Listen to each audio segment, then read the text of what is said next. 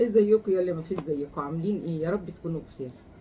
الفيديو بتاع المش طبعا انا كنت منزله الطريقه كامله على اليوتيوب، بس مش عارفه هم شالوها ليه. يعني الظاهر انا قلت حاجه ولا محتاجه، فلقيت الفيديو اتشال، فهنعيده من تاني علشان بصراحه جالي كتير تعليقات كتير جميله منكم على المش، وكمان جات لي تعليقات سخيفه جدا على المش، وكمان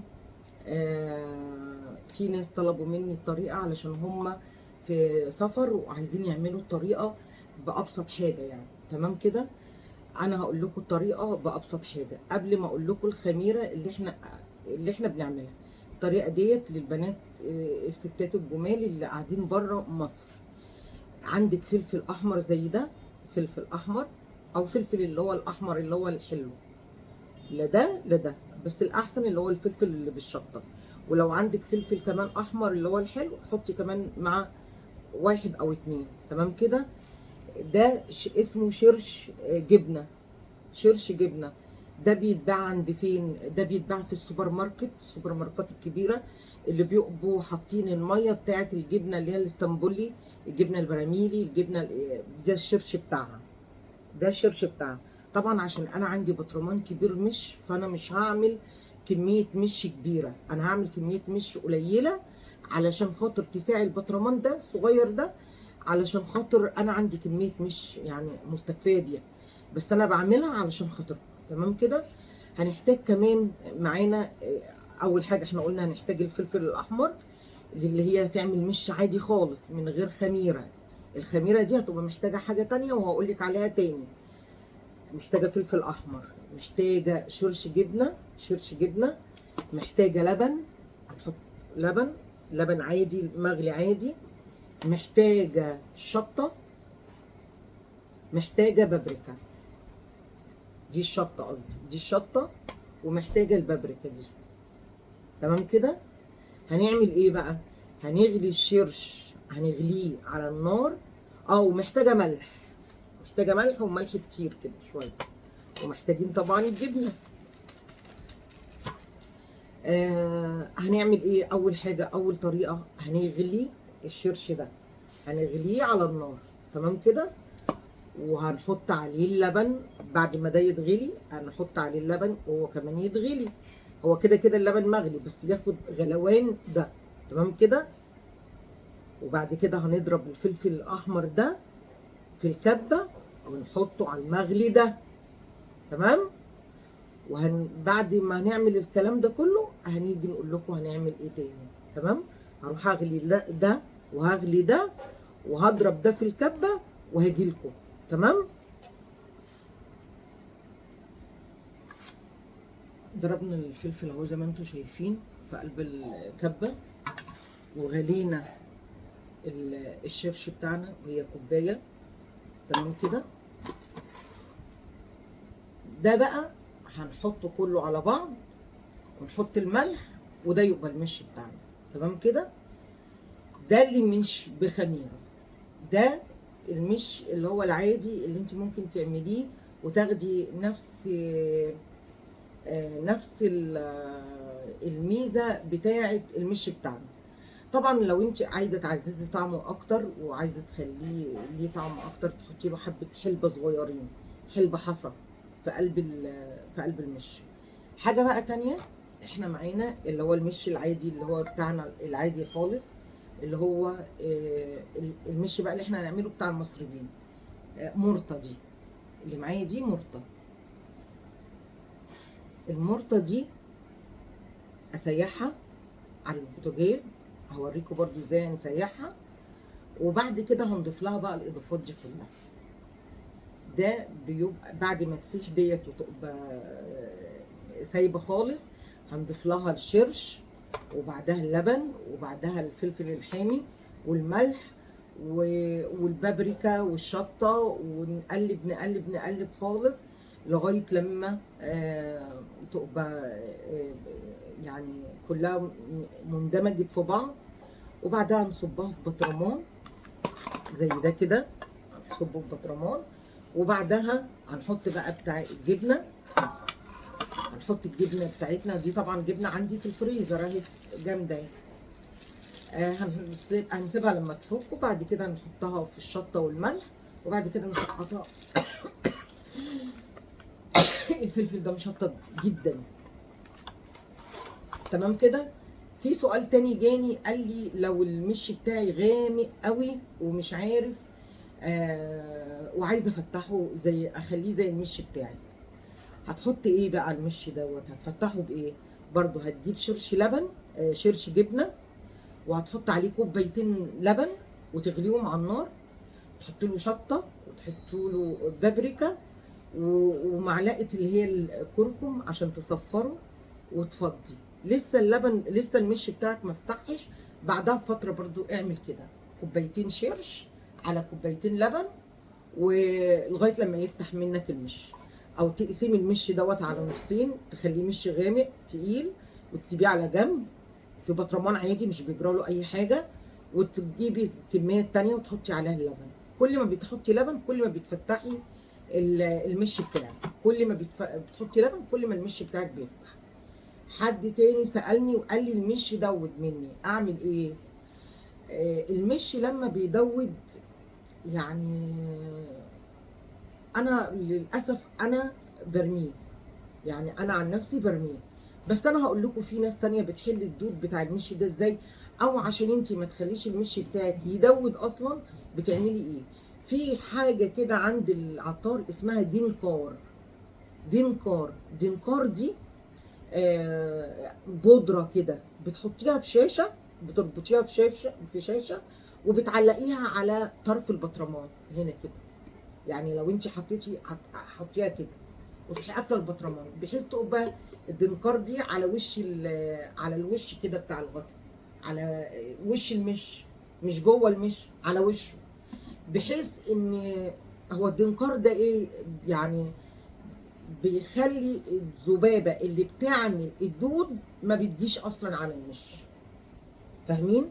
هو مش بيعمل حاجه في المش من جوه ولا بيموت الدود من جوه، لا هو اصلا بيتحط علشان ما يخليش الذبابه تيجي وتبيض على الاطراف بتاعه البطرمان او اطراف البلاص، فما يجيش الدود، فما تولدش اليرقات، واليرقات دي طبعا بتتحول لدود.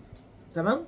وفي ناس تانية بتحط حلبة حصى اللي هي المرة دي، بتتحط علشان المرارة بتموت الدود بيقولوا يعني. ايه تاني؟ اي حاجة عايزة تضيفيها على المش لازم تبقى مغلية، لازم تبقى مغلية، عشان الناس اللي بيقولوا المش بتاعكو معفن والمش بتاعكو وحش والمش بتاعكو ازاي بتاكلوا مش كده بالمنظر ده. احنا كل حاجة بنحطها في المش لازم تبقى مغلية، لازم، عشان لو اتحطت مش مغليه بتبوظ.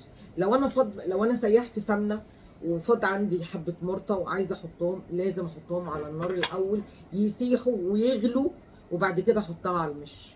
لازم لو عايزه احط شرش لازم اغليه، لازم لو عايزه احط لبن لازم اغليه. مفيش حاجه بحطهاش لازم تتغلي الا بقى الجبن. يعني الجبن لازم تتصفى. لو انا جايبه جبنه قريش، طبعا الجبنه القريش انتوا عارفين ان هي بتبقى منقوعه في شرش كده، فبيبقى في ميه، فلازم دي تتصفى شويه على جنب علشان خاطر تنزل الميه بتاعتها. ويستحسن ان انا زي ما انا قلت لكم في الفيديو الاولاني، انا ما بصفوهاش، انا بسيبها في التلاجة يومين 3 بحيث انها تنشف مش تتصفى. يعني غير ما تنشف، هتنشف ليه؟ هي اتحطت في التلاجة يومين ليه؟ علشان تنشف من ايه؟ من الميه اللي فيها. مش لازم اصفيها بقى في مصفى واخليها حجر علشان خاطر احطها وتبقى ناشفه ومفتته ومفتله كده، لما اجي اكلها بتبقى مش حلوه خالص. اللي بتبقى متصفيه في مصفى دي انا جربتها وما طلعتش حلوه بصراحه. حاجه تانية، ايه تاني؟ اللهم صل على النبي. في سؤال تاني جاني قال لي المش ممكن يتحط في التلاجة؟ اعمل البطرمان واحطه في التلاجة؟ لا، ما تعملش البطرمان وتحطه في التلاجة، اعمل البطرمان وحطه في البلكونه. زمان كانت زلعه المش بتاعت ستي وستك وامي وامك الله يرحمهم، ويخلي لك امك لو عايشه ويخلي لك امك لو عايشه، كانت في البلكونه. كنا بنخش نجيب حته الجبنه من الزرعه اللي في البلكونه ونخرج نحطها في الفطار او نحطها في العشاء. ما بيتحطش في التلاجة، المش ما بيتحطش في التلاجة الا بقى اذا كانوا حبه صغيرين وانت عملتيه وحطيتي عليه زيت وليمون وزيت وطماطم وطحينه، فلازم تحطيه في التلاجة عشان ما يبوظش. تمام كده. دي كل الاسئله اللي كانت جايه لي في المش، وانا هكمل بقى الطريقه معاكم بالظبط على البوتاجاز عشان تعرفي الطريقه بالظبط. يلا بينا على البوتاجاز. قبل ما نروح على البوتاجاز اقول لك الاضافات اللي انت ممكن تضيفيها بقى على المش. لو عندك قشر يوسفندي حطيه على المش، لو عندك قشر برتقال حطيه على المش، لو عندك لارنج القشر بتاعه او اللارنج اللي هو الصغير ده حطيه برده في المش، لو عندك جبنه رومي ناشفه حطيها في المش، لو عندك جبنه اسطنبولي نشفت حطيها في المش. كل حاجه تنشف عندك في التلاجة ما ترميهاش، حطيها في المش. كل ده بيعزز الطعم وبيخلي الطعم اكتر وبيخلي الطعم جميل قوي، يعني بيتعتق كل شويه، بيتعتق اكتر واكتر. لو عندك فلفل احمر القرون حطيه في المش، لو عندك زيتون حطيه في المش، هتدوقيه هتلاقيه طعمه جميل جدا. يعني مش كتير، يعني حاجات بسيطه كده يعني اللي بيفيد منك في التلاجة. كل ده حطيه على المش. يلا بينا على البوتاجاز. اول استنى بس لما النار تعلى شويه وندوب المرقه بتاعتنا، ندوبها في السمنه كده، لازم ندوبها في السمنه.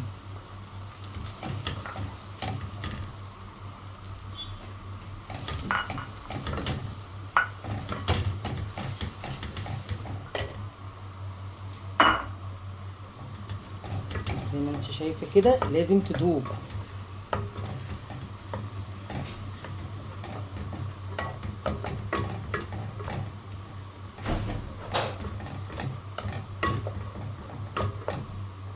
مفيش ولا كلكيع، لازم تدوب.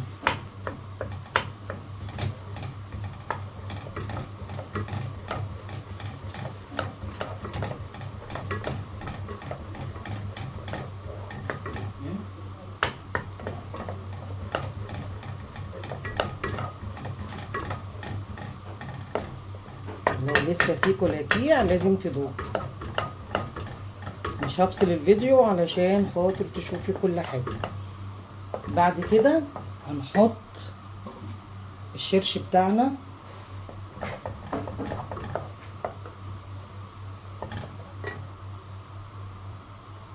بعد كده هنحط الشرش بتاعنا اللي احنا غليناه اهو.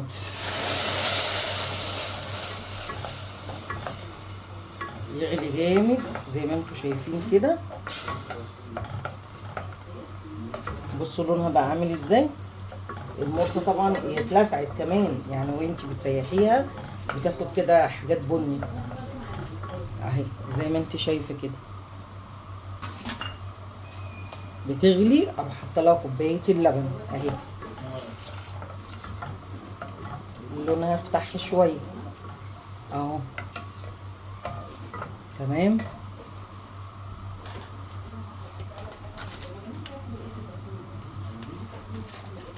نحط الملح. هو طبعا الشرش بيبقى فيه ملح، فبنحط ملح على قد يعني تبقى على اساس انها تبقى حادقه، يعني معلقتين كبار كده. انت عارفه من الساعه 7 مصطفى خارج كان موجود. تغلي تغلي تغلي كده اهي، بتغلي بتطلع فقاقيع. اروح حاطه الشطه بتاعتي اللي هو الفلفل الاحمر اللي انا ضربته، ياخد غلوه برضو.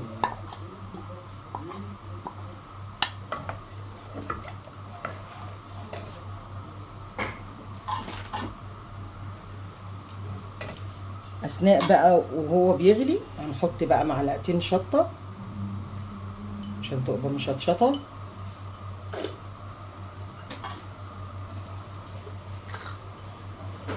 وهنحط معلقتين بابريكا عشان تبقى حمرا، ولو عندك كركم حطي معلقتين برضو. وتغلي كده تغلي اهي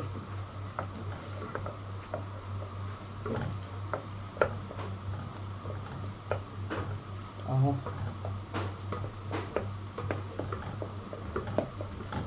كده بقى عندنا المش اهو.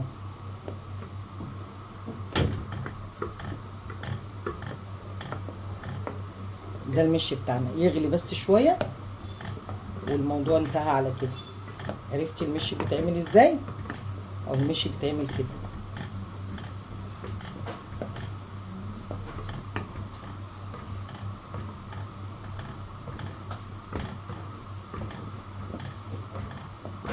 المش بتاعنا كده خلص.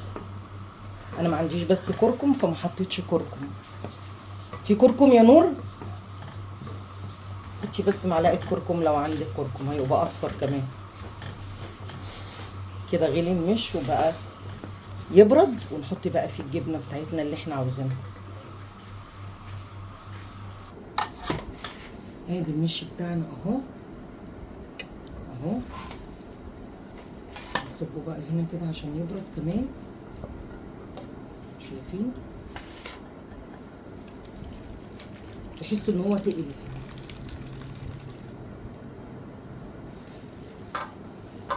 تحسوا ان هو تقيل اهو. يبرد بقى، هو تقل اهو. عايزين برضو تقلوه شويه كمان، تحطوا فيه اللهم صل على النبي. عارفين فرافيت الجبنه اللي بتطلع من الست بتاعت الجبنه القريش؟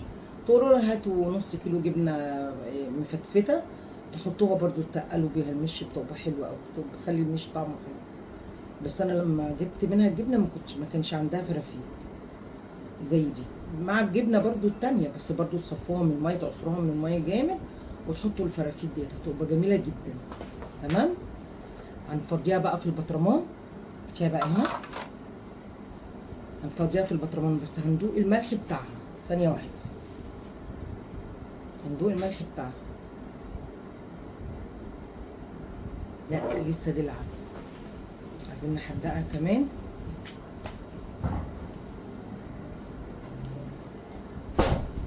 لازم المش بتاعنا بيبقى حادق علشان ما يدوتش اهو، زي ما انتم شايفين كده.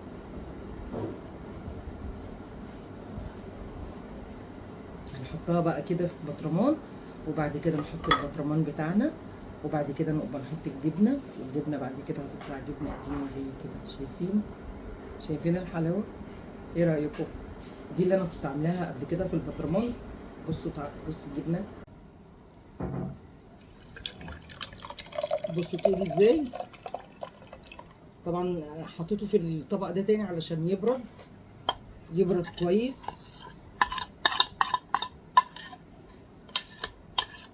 اهو.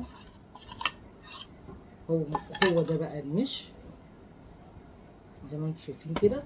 هنحط فيه الجبنه بقى بتاعتنا اهي.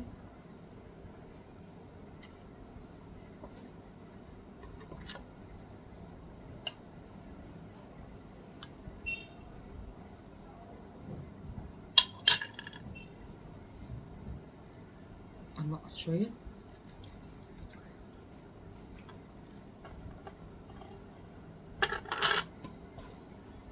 وحطينا في الجبنه اهو زي ما انتم شايفين. ده بقى المش بتاعنا اهو. خلاص كده هنقفله بقى ونسيبه لمده شهر، شهرين، سنه، سنتين، زي ما انت عايزه. بمناسبه لو المش ده تقل منك، خففيه باللي انا قلت لك عليه. اللي هو ايه بقى؟ اللي هو استنى نشوف المنديل. هاتي منديل يا نور. اللي هو تحطي بتاع ده اسمه ايه، شرش بتاع الجبنه مع لبن، وتحدقيه. لازم تحدقيه. وايه وبتاع ده اسمه ايه، اللهم صل على النبي. وتروحي غلياه وتروحي حاطاه في المش. لو المش تقل منك، يعني كل ما يتقل تعملي له كده. مش هيقول لك لا، ولا هيقول لك انا ما بقتش مش ولا اي حاجه، وهيبقى مش. الكركم كان هيخليه اصفر شويه، لكن انا البابريكا خليته محمر شويه زي ما انتم شايفين، ولونه كده جميل برده مش وحش. اللون التاني بتاعي اصفر اصفر يعني. ده المش، ويا رب اكون فدتكم بيه.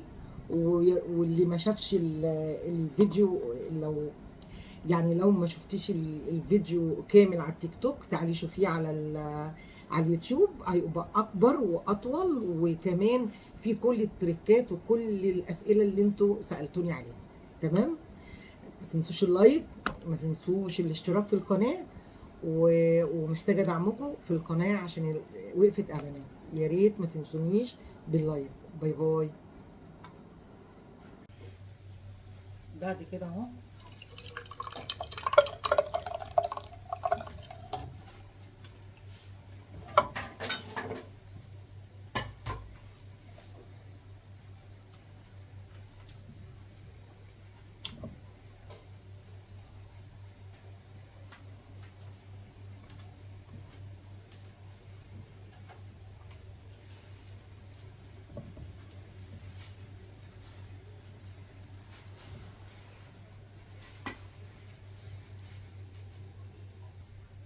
وكده خلصنا المش اهو. نفتح بقى بيه بعد شهرين ولا بعد 3 شهور ولا اي مده انت عايزاها. كده خلاص المش.